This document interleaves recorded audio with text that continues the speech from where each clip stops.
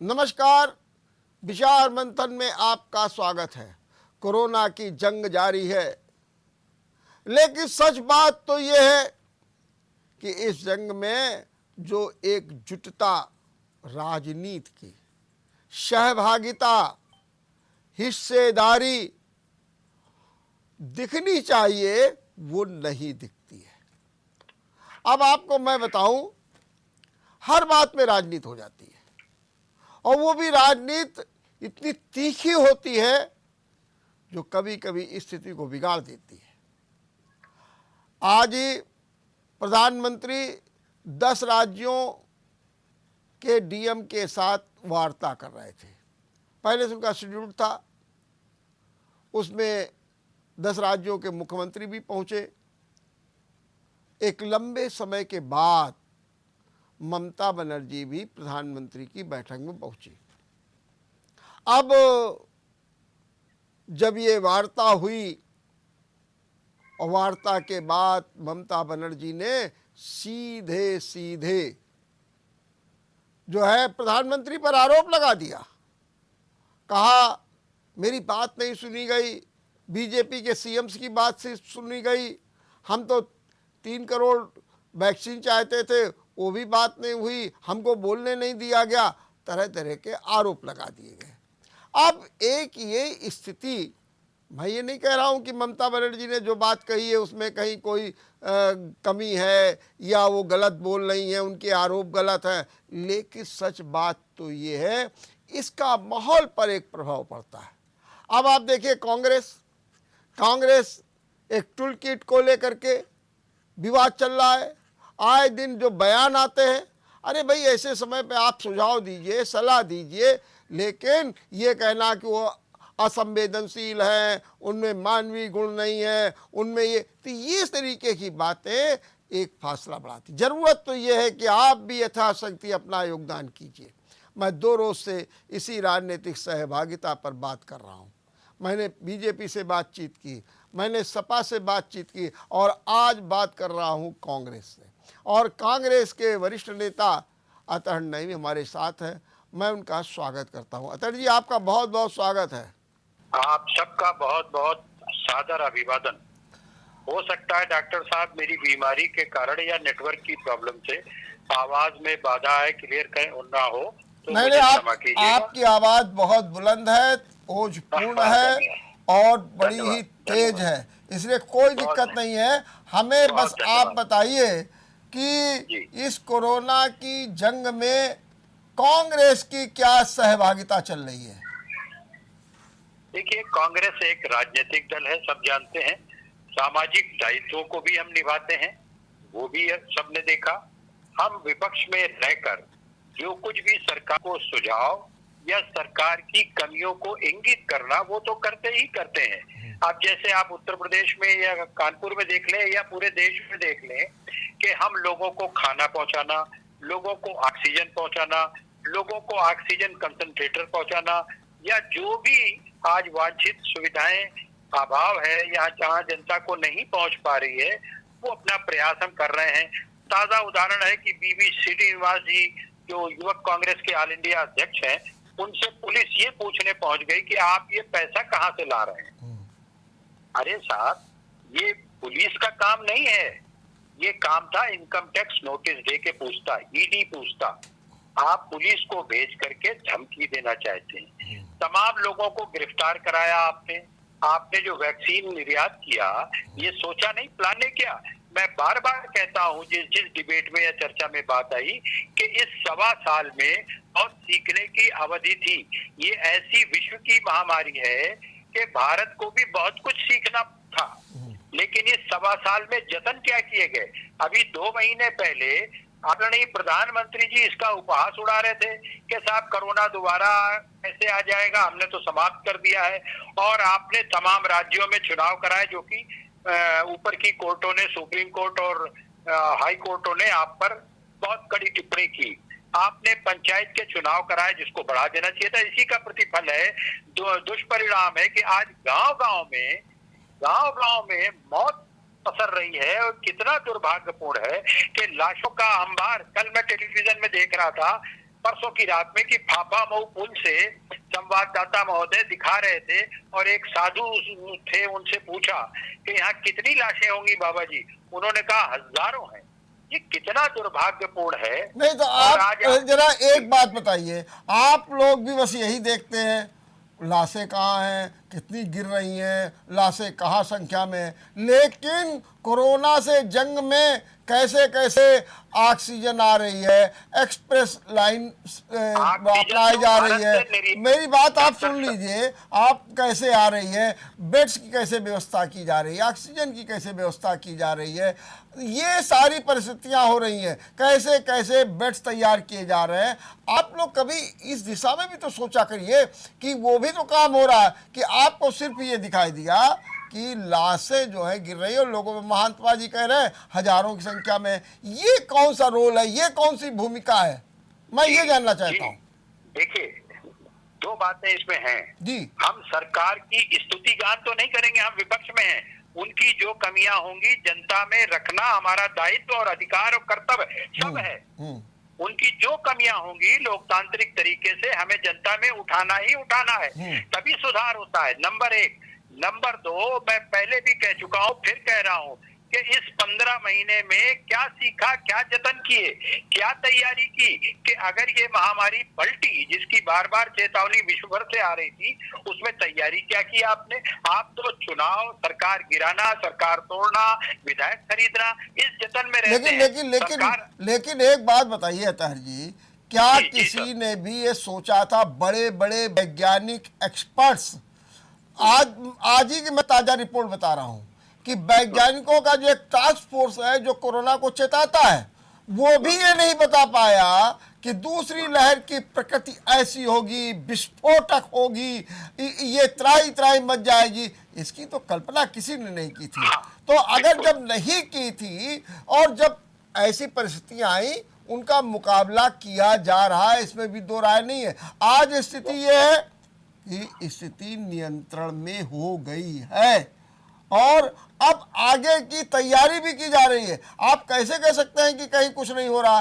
तो सिर्फ आप यही करें कि आपको ये भी देखना चाहिए कि कैसे कैसे साधन जुटाए जा रहे हैं, कैसे कैसे काम, कैसे गरीबों को खाना दिया जा रहा है। आप देखिए आज ही सरकार खाना दे रही है, सरकार तो सामाजिक संगठन दे रहे हैं। आज ही उत्तर प्रदेश सरकार ने 1471 करोड़ लोगों को 3 महीने का खाना दिया है। जो रेवड़ी वाले हैं, जो धोबी हैं, या जो वैसे का 1000 रुपया भत्ता दिया तो है। और आपकी प्रियंका गांधी ने भी यही मांग की और उसको पूरा भी किया जा रहा। तो फिर क्या दिक्कत है? फिर कौन सी ऐसी बात है? विपक्ष की तो कोई मांग ये मानते नहीं है। अभी हमारी नेता श्रीमती सोनिया गांधी जी ने कहा था कि आप सारे विपक्ष के लोगों को बिठाकर अनुभव शेयर करिए और इस महामारी से हम कैसे एकजुटता से लड़ें। आप एक तरफा डीएम को और चीफ मिनिस्टर को बुलाते हैं, अपनी मन की बात कहते हैं, वन साइडेड, उनकी सुनते नहीं, पूछते नहीं। अरे डीएम से अगर बात करनी हो तो उसका तरीका है, वो रिपोर्ट बना के चीफ सेक्रेटरी को देता है और सारी की सारी वो चीफ सेक्रेटरी के माध्यम से जाती है, चाहे प्रदेश की सरकार को हो या केंद्र की सरकार को।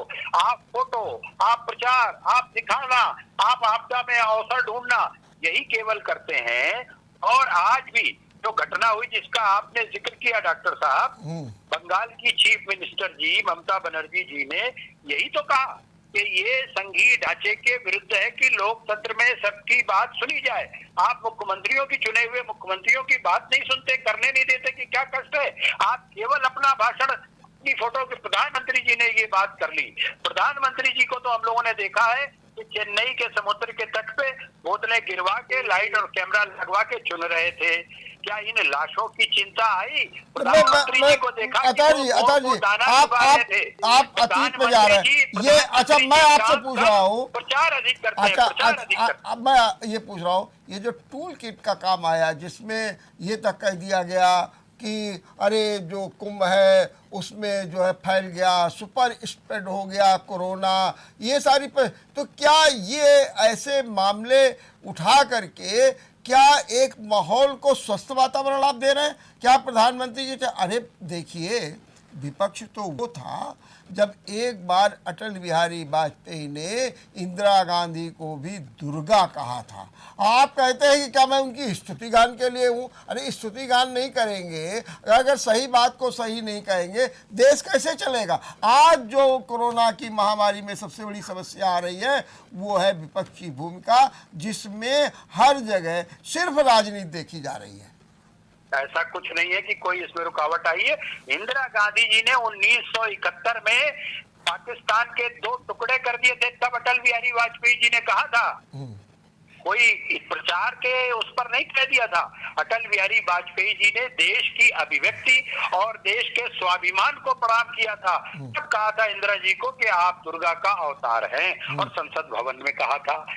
अटल जी की तुलना तो की ही नहीं जा सकती इन लोगों से। और रही बात टूल किट की, मैं उस पर साफ कर दूं कि टूल किट तो इन्होंने फर्जी इसलिए किया कि बार बार हर चैनल दिखाने लगा था कि इतने मर रहे हैं, सरकार की ये लापरवाही है, ये कमी है, ये व्यवस्था की कमी है। तो उसको बदलने के लिए ये बहुत अच्छा चर्चा को बदलने का हुनर जानते हैं। ये जानते हैं कि कैसे विषयांतर कर दिया जाए, कैसे कुछ और कर दिया जाए जिससे समाज में दूसरा ध्यान हो जाए और बट जाए। चर्चा इसकी होनी चाहिए, प्रदेश लेवल पर होनी चाहिए, राष्ट्र लेवल पर होनी चाहिए। आप विपक्ष के लोगों को ना उत्तर प्रदेश में ना केंद्र में बिठाकर चर्चा क्यों नहीं करते हैं? आपको तो संसद बुला लेना चाहिए, वर्चुअल बुला लीजिए, उस पर लोगों से राय तो लीजिए, समझिए तो कि क्या है देश का, क्या समस्या कहाँ है, उसको कैसे दूर किया जाए। अब ब्लैक फंगस नहीं समस्या नहीं, ये जानने के लिए प्रधानमंत्री नहीं एक बात, अच्छा तीसरी लहर की बात आ रही बच्चों की, क्या अगर ईश्वर न करे कि ऐसा कुछ होता है, उत्तराखंड से सूचनाएं आने लगी हैं, तो फिर कितनी भयावह स्थिति होगी। क्या सरकार ने इसको सचेत होकर युद्ध स्तर पे किया? क्या सेना का प्रयोग किया? वो संसाधन जिनका प्रयोग हो जाना चाहिए वो सब नहीं किया। नहीं सेना का प्रयोग जितना होना चाहिए हो रहा है। डीआरडीओ की ओर से अस्पताल बनाए जा रहे हैं, ऑक्सीजन की व्यवस्था की जा रही है, ऐसा नहीं है। और डीआरडीओ जो रक्षा विभाग उसने तो 2DG जो है एक दवा को भी निजात कर दिया है। कैसे आप कह रहे हैं नहीं काम हो रहा है? काम तो सब कुछ हो रहा है। लेकिन अच्छा अगर आप ये कहते हैं कि साहब वो प्रचार करते हैं, तो प्रचार तो आप भी करते हैं। आप भी अगर थोड़ा सा एक किचन बना तो प्रियंका रसोई ये खाना वहां पहुंचा रहे हैं, तो आप भी तो वही काम कर रहे हैं। आप कौन सा वो कर रहे हैं? भाजपा रसोई तो लिख नहीं देंगे कि ये भाजपा वाले कर रहे हैं, वरना हमारी, अरे भाई कोर्ट में भी अगर गैर मौजूदगी हो तो केस एक्सपाल्टी हो जाता है। हमारी मौजूदगी भी तो होना चाहिए। भले मीडिया हमको वॉश आउट करे, लेकिन हम जनता ने, हमारे कार्यकर्ता, हमारे लोग, हमारी शहर कांग्रेस कमेटी की हर इकाई कर रही है काम, अपने संसाधन जुटा के खाना बांट रही है, ऑक्सीजन दे रही है, ऑक्सीजन कंसंट्रेटर दे रही है, और भी संयंत्र दे रही है, लोगों को ला रही है, ले जा रही है। दिल्ली में एम्बुलेंस दी गई, दिल्ली और एनसीआर के लिए। इतना बड़ा काम सरकार को इस पे ला जानी चाहिए कि विपक्ष में रह के एम्बुलेंस दे रहे हैं। इनके तो एम्बुलेंस रखते हैं सांसद और जो पूर्व मंत्री जो पप्पू यादव, उसको खुलासा करते हैं तो पकड़वा देते हैं, उनको जेल भेज देते हैं। तो ये सरकारी कमी का खुलासा करना अपराध हो गया है आज। मैं एक बात और आपसे ये जानना चाहता हूं कि जो कोरोना की जंग में कांग्रेस की भूमिका है, कांग्रेस जो उसमें सहयोग कर रही है, आप क्या उसे पर्याप्त मान रहे हैं? और क्या आप इससे कोरोना की जंग को जीतने में अपनी जो सहभागिता को प्रस्तुत कर पाएंगे?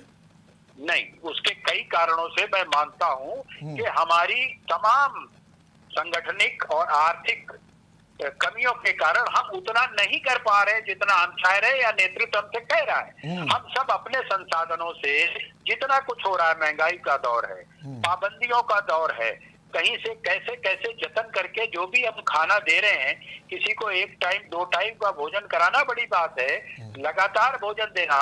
मैं तो सैल्यूट करता हूँ उन गुरुद्वारों को जो बहुत लंबे अरसे से लोगों को खाना तो खाना और ऑक्सीजन भी देते हैं।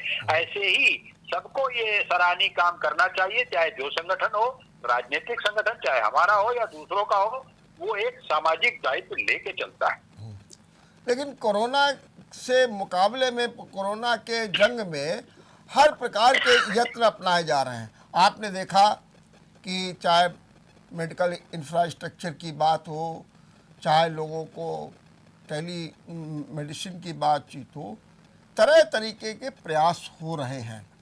मेरा आपसे सवाल खाली इतना ये बताइए कि अभी बीजेपी और सपा ने दोनों ने मिल करके हवन का आयोजन किया, शंख बजाए और हनुमान जी की शरण में चले गए, सुंदरकांड का पाठ हुआ, हनुमान चालीसा का पाठ हुआ। कांग्रेस भी क्या इस रास्ते पर आगे बढ़ने का प्रयास कर रही है? देखिए, मैं कभी धार्मिक टिप्पणी नहीं करता। जिसको जो ठीक लगता है वो करता है। हमको ये ठीक लगता है कि हम भूखे पेट को अन्न पहुंचाएं, हम लोगों को खाना पहुंचाएं, वो हम कर रहे हैं। हम लोगों को ऑक्सीजन पहुंचाएं, हम लोगों को सेवा के नाम पर उठा के हॉस्पिटल पहुंचाने का प्रयास करें, उनको भर्ती कराने के लिए सरकारी लोगों पर एक अनुनय विनय और आग्रह करके दबाव डाल के कैसे भी भर्ती कराएं। हम अपना दायित्व जितना हो सकता है वो पूरा कर रहे हैं, करेंगे। नहीं तो इसमें अगर ऐसा कुछ प्रयास हो रहा है और लोग मानते हैं, उनका आस्था और विश्वास है, और सपा तो अपने कार्यालय में सुंदरकांड और चालीसा पाठ कर, तो क्या कांग्रेस भी इस नीति को अपनाएगी? क्या उसको इस पर विश्वास नहीं है? देखिए, बात विश्वास की नहीं है। मैं हर किसी की आस्था का सम्मान करता हूँ व्यक्तिगत रूप से। हमारी पार्टी करती है, वो भी मैं अधिकृत रूप से कह रहा हूँ कि मेरी पार्टी सबकी आस्था का, देश के जितने भी 135-40 करोड़ लोग हैं सबका सम्मान करते हैं। हम ऐसा नहीं है कि किसी बहुमत को अच्छा समझ ले और दूसरों को बुरा कह दे। लेकिन जो वैज्ञानिक दायित्व है, जो वैज्ञानिक तरीका है, जो वैज्ञानिक पद्धति है, वो और जो खाना खिलाने का काम है वो हम कर रहे हैं, वो हमें करना चाहिए। दूसरे करें न करें, अपने कार्यालय में कौन क्या कर रहा है, कौन फोटो खिंचा रहा है, इस पर टिप्पणी करने के लिए कम समय बचाना चाहिए और सेवा में लगाना चाहिए हमारे तमाम नौजवान साथी। लेकिन जब जैसे इस आपदा आई है, तो इस आपदा से मुक्ति पाने के लिए आपके भी नेता राहुल गांधी, प्रियंका गांधी भी मंदिरों में जाते हैं और वहां जाकर के स्तुति करते हैं और कहते हैं कि इस देश को कोरोना से बचाइए, ये मानव कल्याण करिए, चाहे बनारस में जाने चाहे। क्या बुरा है? हाँ। हर आदमी जो आस्तिक है, जो नास्तिक नहीं है, जो ईश्वर पर विश्वास रखता है, वो ऊपर वाले से ही तो कहता है कि इस आपदा को, इस संकट को टाल दीजिए। अभी एक तूफान उधर आया पश्चिमी तट पर, अब एक पूर्वी तट पे आने वाला है 4-5 दिन बाद। तो ये इसके लिए प्रार्थना तो होती है। हमारे नेता, जो सबसे बड़े नेता थे और विश्व के इतने बड़े नेता, महान नेता राष्ट्रपिता महात्मा गांधी जी बार बार प्रार्थना करते थे, रोज प्रार्थना करते थे और बार बार लोगों को इसके लिए प्रेरित करते थे। और कष्ट होने पर, यानी कष्ट सहकर ब्रिटिश सरकार के विरुद्ध उपवास करते थे, खुद कष्ट उठाते थे। वहां ईटा डंडा चलाने, गोली चलाने नहीं जाते थे, स्वयं कष्ट उठाते थे। लेकिन बर्तानिया या और विश्व के लोग कुछ लाज रखते हैं। यहाँ तो विपक्ष कुछ बात करे, हम भी करते हैं तो हो जाते हैं बदनाम, तुम भी करते हो तो चर्चा नहीं होती। ये कत्ल है, तमाम कत्ल हो गए सरकार की लापरवाही से। और अगर हम जनता की बात को के रूप में कहें तो हमें जेल भेज देते हैं। आप हमसे पुलिस पूछने आ जाती है। हो सकता है अभी कुछ देर बाद फिर पुलिस मेरे पास आ जाए, ठीक है, हम जेलों के लिए भी तैयार हैं, हम कानून की लड़ाई लड़ने को भी तैयार है, लेकिन हम जनता के प्रति जवाबदेह है। हम आज कमजोर है राजनीतिक रूप से, हम आज अल्पमत में है, हम आज विपक्ष में है। हमसे जितना सामर्थ्य है अपनी बात डॉक्टर साहब हम उठाते रहेंगे, इसके लिए वचनबद्ध है। तो क्या ये माने कि आपदा का भी आपको ये अवसर मिल गया है कि आप कमजोर हैं, इसलिए आप अपना आधार बनाने के लिए इस तरीके काम कर रहे हैं? आप भी वही काम कर रहे हैं? मैं उस माने में कह रहा हूँ कि सदनों में संख्या बल में कमजोर है, हम इच्छा शक्ति में कमजोर नहीं है। भाई जो सरकार में बैठा है, एक इशारे में कैसे कहता है कितना रुपया आ जाता है, ये आप भली बात जानते हैं। आपका 5 दशक का राजनीतिक और पत्रकारिता का अनुभव है, वरिष्ठ पत्रकार है देश के। आप बहुत पढ़ते लिखते हैं कि सत्ता में और विपक्ष में बहुत संकट है, विपक्ष वालों को करते हैं। अब कैसे करते हैं? हमारे अपने कांग्रेस के लोगों से इतने तुम दे दो, इतने तुम दे दो, इतने तुम दे दो करके जोड़ गांठ करके जो होता है हम नित्य पहुंचा रहे हैं, कर रहे हैं अपने सामर्थ्य और करते रहेंगे। लेकिन जो आपकी जो सरकार है वो भी तो बढ़ चढ़ के काम कर रही है। आपको कहाँ खामी दिख रही है सरकार के प्रयासों में? क्या करना चाहिए सरकार को? चलिए मैं आपसे पूछता हूँ, एज ए विपक्षी नेता के रूप में आप कहते हैं कि हमको बुलाया जाए, मैं आप ही से पूछ लेता हूँ कि इस समय सरकार के ये प्रयास चल रहे हैं जो सीमित साधन के बावजूद, तो और जबकि इसकी कल्पना भी नहीं की गई थी, तो मैं आपसे पूछना चाहता हूँ कि कहाँ आपको चूक लग रही है, क्या और होना चाहिए, कैसे तीसरी लहर को करा जाए? आपने कुछ इस बारे में सोचा है? हाँ, मैं इसका आपकी कृपा हो तो 2 से 3 मिनट में हाँ, बोलिए। अबाध रूप से समय दे दीजिए, मैं बता दूं। हाँ। इसमें चूक नहीं है, मंशा का दोष है डॉक्टर साहब।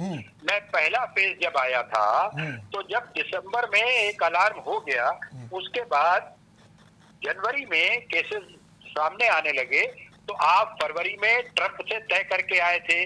थोड़ा सा 2 मिनट का समय लूंगा, बात पूरी हो जाएगी। हाँ, थोड़ा संक्षेप करिएगा बस जी। हाँ, संक्षेप। ट्रंप से आप वायदा करके आए थे, जो भी जैसे भी तय करके आए थे। 1000 से ऊपर आदमी आए विदेशी, आपने विदेशी जहाज कोई नहीं रोके, न ट्रंप का न दूसरा, उससे फैला। और आपने मध्य प्रदेश की सरकार गिराने का इंतजार किया। आपने 20 तारीख को जब ये आश्वस्त हो गए कि अब हमने सेंधमारी कर ली है, तो उस खुशी में आपने ताली और थाली बजवाई थी। आप व्यंग कर रहे थे कि साहब हम डॉक्टरों के लिए बजवा रहे हैं, हम पुलिस के लिए बजवा रहे हैं। आपने तमाम कुछ तब कल गलती की, और फिर आज भी आपने पंचायत के चुनाव उत्तर प्रदेश में क्यों नहीं टाल दिए? सुप्रीम कोर्ट और तमाम हाई कोर्ट कहते हैं 5 राज्यों के चुनाव थोड़े आगे क्यों नहीं बढ़ा दिए? भीड़ को रोकने के लिए लॉकडाउन एक जंक्शन है, और आप भीड़ में बिना मास्क के पूरे बंगाल को मचते रहे, पूरे तमाम कहां के भारत भर के लोग पहुंचाते रहे। किसने कहा कितना कोरोना फैलाया, इसका दोष सरकार की मंशा पर है। तो आप लोग भी तो वही करते रहे, आप नहीं करते थे क्या? राहुल गांधी रैली नहीं करते थे क्या? ममता बनर्जी रैली नहीं करती थी? या आप अधीर रंजन नहीं रैली करते थे? अरे सब तो करते थे, सब तो वही काम कर रहे थे। किसने उस समय ये आवाज उठाई कि नहीं ऐसा नहीं होना चाहिए? आप जब चुनाव डिक्लेयर करा देंगे और नहीं मानेंगे और कोई ऐसा जतन नहीं करेंगे डिस्टेंस और तमाम पालन करने का, तो हम बचाव के साथ, हमारे नेता राहुल गांधी तो हमेशा मास्क लगाए रहे, हर रैली में लगाए रहे, दूसरे लोग भी लगाए रहे। लेकिन जो इनके बड़े नेता हैं और गृह मंत्री हैं देश के, वो कभी किसी रैली में नहीं दिखाई दिए। प्रधानमंत्री जी जब बंद कमरे में वीडियो पे बात करते तब तो मास्क लगाते, पब्लिक में जब दीदी ओ दीदी तब तो मास्क नहीं लगा था। हजारों वीडियो हैं जो चैनलों ने देखे, वो सब साक्ष्य हैं। और हमें लगता है कि लोग PIL भी करेंगे और ये सब बातें आएंगी, और ये चुनाव तक ये बातें इनका पीछा करेंगी। जितने लोगों की मौत हुई है तो सबका जवाब देना पड़ेगा। लोग असमय मरे हैं, सरकार की लापरवाही से मरे हैं, असंवेदनशीलता से मरे हैं, आक्रमणिकता से मरे। लेकिन अगर ये बात भी कहें, आपने सारा दोष जनता पे डाल दिया, क्या आपको नहीं लगता है कि जनता, मैंने जनता पे नहीं डाला डॉक्टर साहब, नहीं आपने कहा सरकार की मंशा पे डाला। आपने कहा सरकार की मंशा, लेकिन क्या आपको मालूम है कि जनता जो है कोरोना प्रोटोकॉल बिहेव को अपनाती है? क्या वो मास्क पहनती है? जरा भी ये हुआ कि अरे कोरोना नियंत्रित हो गया, फिर देखे कैसे खुल्लम खुल्ला लोग चलने लगते हैं। क्या ये लापरवाही जो है घातक नहीं है? तो और फिर चुनाव हुए, चुनाव में बाकायदे एक प्रोटोकॉल बनाया गया, लेकिन उसका पालन नहीं किया गया। तो आप, और जहाँ तक है पंचायत चुनाव में बीजेपी बड़ी बड़ी रैलियां करना चाहती थी, लेकिन उसने रोक दिया, हम नहीं करेंगे। तो क्या आप ये नहीं मानते हैं कि हम लोग भी जो सहभागिता हमको करनी चाहिए, हम भी तो नहीं करते हैं? परिणाम स्वरूप अगर सीधे सरकार पर हर बात पर दोषारोपण करें तो ये चीज़, अब आप देखिए आपके सपा के एक विधायक जी हैं जो केवल इसलिए पुलिस से लड़ने चले जाते हैं कि आपने चालान क्यों काट दिया, और खुद भी नहीं पहनते हैं। तो क्या आप क्या संदेश देना चाहते हैं, ये मैं आपसे पूछ रहा हूँ। पहली बात तो डॉक्टर साहब बड़ी विनम्रता से, सपा के हमारे नहीं है, आप जानते हैं मैं जनप्रतिनिधि की मैं बात कर रहा हूँ, व्यक्तिगत नापसंद करने वाला रहा हूँ। इनकी वजह से आज भाजपा को लाभ इतना पहुंचा है, वो छोड़िए। जहां तक बात जनता पर दोष डालने की है, ये सरकार गलत कह रही है। जनता तो मासूम है, परेशान है, अपनी रोटी रोजी से। आपने दारू के ठेके क्यों खोल दिए? इसलिए कि आपको पैसा आ जाए, राजस्व आ जाए। लोगों को ये लगने लगा होगा कि अरे अब तो ठीक हो गया, तभी तो सरकार ने खोला है। ये है सॉरी, जनता का दोष नहीं है। जी। इसमें जनता को शिक्षित और प्रशिक्षित भी नहीं ठीक से किया गया। क्या मनादी हुई, क्या ऐसी वैन घूमती रही कि आप सीधे डंडा मारना और बड़ा बड़ा चालान कर देना, ठिलिया वालों का चालान कर देना। ये क्या वो रोटी रोजी के लिए अपने बच्चों को 2 रोटी खिलाने के लिए अगर निकला है, ठिलिया पे तो दूर दूर सामान लेता है, लेकिन दारू के ठेके पर एक दूसरे के ऊपर चढ़कर या मसाले की पुड़िया जिससे आपको राजस्व आता है, आपने हर वो खोला जिससे आपको राजस्व आ जाए। गरीब दुकानदार की आपने चिंता नहीं की, छोटे मजदूरों की चिंता नहीं की, दिहाड़ी मजदूरों की चिंता नहीं की, असंगठित मजदूरों की चिंता नहीं की। बड़ी फैक्ट्रियों को आपने खोला कि उनसे आपको बिजली से लेके तमाम राजस्व आता रहे, पैसा आता रहे, लेकिन पैसे का हिसाब देना इस सरकार ने अभी नहीं पसंद किया है और उसको टाल जाती है। आएगा वो दिन, संसद चलेगी, विधानसभाएं चलेगी, इनसे हिसाब भी मांगा जाएगा और विरोध तो विरोध होगा ही होगा, क्योंकि इनकी नाकामियां बहुत थी। वजह कारण ये है डॉक्टर साहब कि ये सरकार चलाने में अनुभवशील नहीं है, ये इनकी कमी है। ये सरकार बना लेने का जुगाड़ जानते हैं, ये तमाम और सब बहुत कुछ कर लेने का, राजनीतिक प्रपंच कर लेने का, लोगों को बांट देने का, ध्यान बांट देने का बहुत अच्छा हुनर जानते हैं, लेकिन सरकार चलाने का अनुभव आज 7 साल हो गए, 8वें साल में है।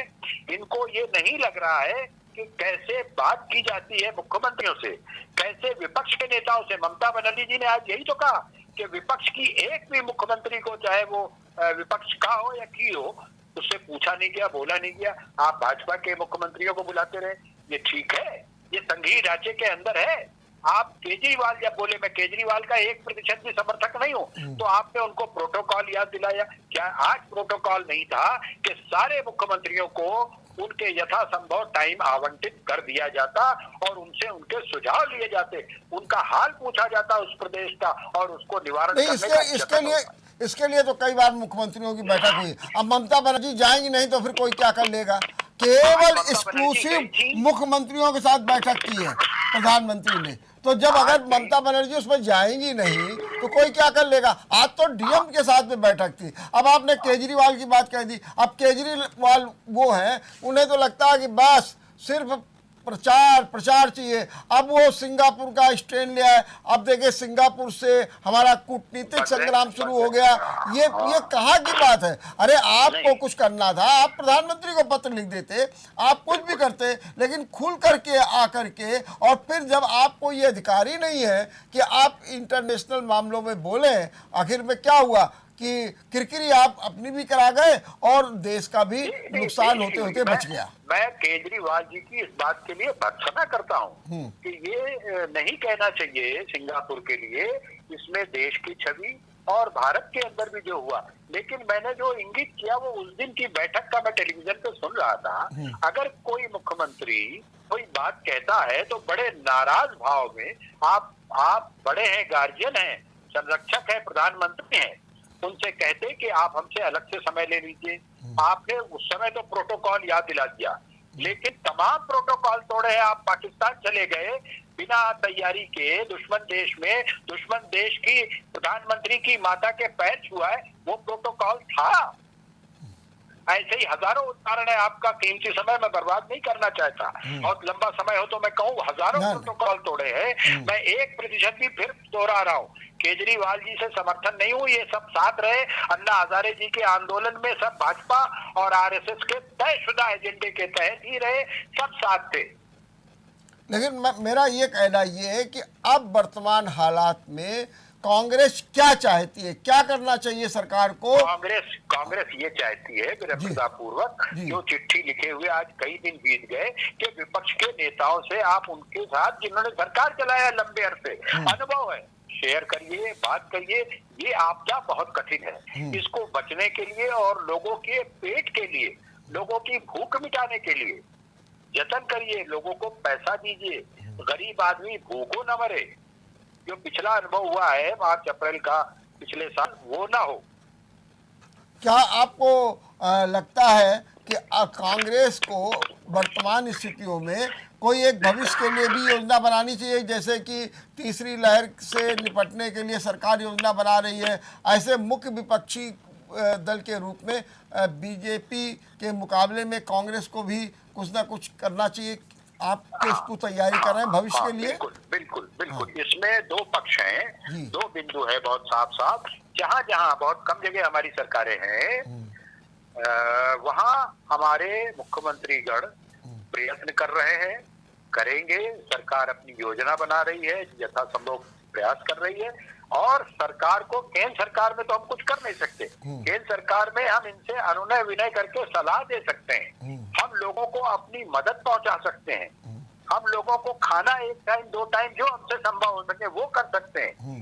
और इनसे हम कहते हैं जो सरकार में बैठे हैं आज, कि आप बैठिए, तमाम ऐसे रिटायर्ड और वरिष्ठ अधिकारी हैं, उनके साथ बात कीजिए, विपक्ष के नेताओं के साथ बात कीजिए, वो सब करिए। न कि अब रैलियों से अब आपको फुर्सत हो गई, अभी चुनाव नहीं है, लेकिन अब आप वहाँ गवर्नर के माध्यम से राजनीति कराने में दिमाग लगाते हैं कि हम कैसे हार गए, तो क्या क्या वहाँ नए बखेड़े खड़े करे। बखेड़े नहीं, उसका सही रास्ता निकाल के शांति की बात करिए। वहाँ जो हो रहा है बहुत निंदनीय है। चाहे जिसने जिसको मारा, दोनों को मैं गलत मानता हूँ, कोई एक दल को मैं गलत नहीं मानता। हिंसा नहीं है लोकतंत्र में, ये जायज नहीं है, वाजिब नहीं है, लेकिन उसका समाधान बड़े होने के नाते, संरक्षक होने के नाते प्रधानमंत्री और गृह मंत्री जी को उस ढंग से करना चाहिए कि शांति बहाल हो, न कि वहां आग और माचिस दिखाने का काम होना चाहिए। प्रधानमंत्री जी सीधे गवर्नर से पूछते हैं, गवर्नर साहब सीधे वहां राजनीति पे उतर आते हैं। ये सब बड़ा अजीब सा है। ये मैं कोई बहुत ठीक नहीं मानता, न प्रदेश की सरकार को और न केंद्र की सरकार को। दोनों अपनी अपनी जगह गलती पर हैं। वहां की जनता को पहले कोरोना से बचाया जाए, वहां की क्या, पूरे देश की 135 करोड़ की, आज दक्षिण के कई राज्यों में, कर्नाटक में बहुत ज्यादा फैला हुआ है। तमाम वो जतन होने चाहिए कि ये शांत हो, ये बीमारी रुके, थमे, लोगों के प्राण बचे।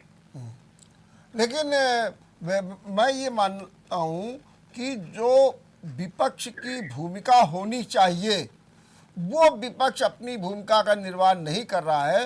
नकारात्मकता ज़्यादा है, सकारात्मकता, जागरूकता, रचनात्मकता कहीं कम है। और अब ये एक अवसर है जबकि इसे ही प्राथमिकता दी जानी चाहिए। डॉक्टर साहब, बहुत पुरानी बात नहीं है, 7 से 8 साल पुरानी बात है। 2010 से चालू किया था, 12, 13, 14 इन्होंने विपक्ष के नाते कौन सा ऐसा काम नहीं किया। उसमें क्या रचनात्मकता थी?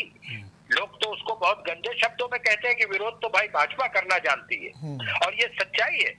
ये विरोध बहुत अच्छा कर लेते हैं, ये सत्ता नहीं चला सकते, सत्ता चलाने का अनुभव नहीं है इनको। ये विपक्ष में रहकर क्या क्या नहीं करते थे, मैं उसको कोई असंसदीय भाषा नहीं देना चाहता हूँ। इन्होंने क्या नहीं किया सदन के अंदर और सदन के बाहर। डॉक्टर मनमोहन सिंह जी के लिए कौन सा ऐसा गंदा शब्द नहीं बोला इन्होंने या केजरीवाल जी ने, मैं उसको दोहरा नहीं सकता हूँ। और आप आज चाहते हैं कि रचनात्मक हो जाए, आप चाहते हैं लोग डर जाए। दरअसल आप ये चाहते हैं डर जाए। कांग्रेस डरने वाली नहीं है, कांग्रेस थमने वाली नहीं है, कांग्रेस रुकने वाली नहीं है। कांग्रेस आपका जो संवैधानिक दायित्व है वो पूरा न होने पर इंगित करेगी, विरोध करेगी। आप जेल भेजे, आपकी मर्जी, आप गोली मार दें, आपकी मर्जी, आप हमें किसी और तरह से जैसे चाहे वैसे जज लोया बना दें, जो चाहे करना चाहे करें। देश देख रहा है और देश आज आपसे बहुत पूरी तरह से ऊब चुका है। चलिए, बहुत बहुत धन्यवाद, बहुत बहुत धन्यवाद अतुल जी, आपने बहुत अच्छे ढंग से बात की और आपने अपनी विपक्ष की भूमिका को नरेट किया और ये बताने की कोशिश की कि क्या क्या हो रहा है। लेकिन कुल मिलाकर के जब राजनीति की बात आती है तो लगता है कि कहीं ना कहीं राजनीति बिल्कुल बढ़ती चली जा रही है। इस पर भी विपक्ष को ध्यान देना होगा। देखते रहिए विचार मंथन। नमस्कार।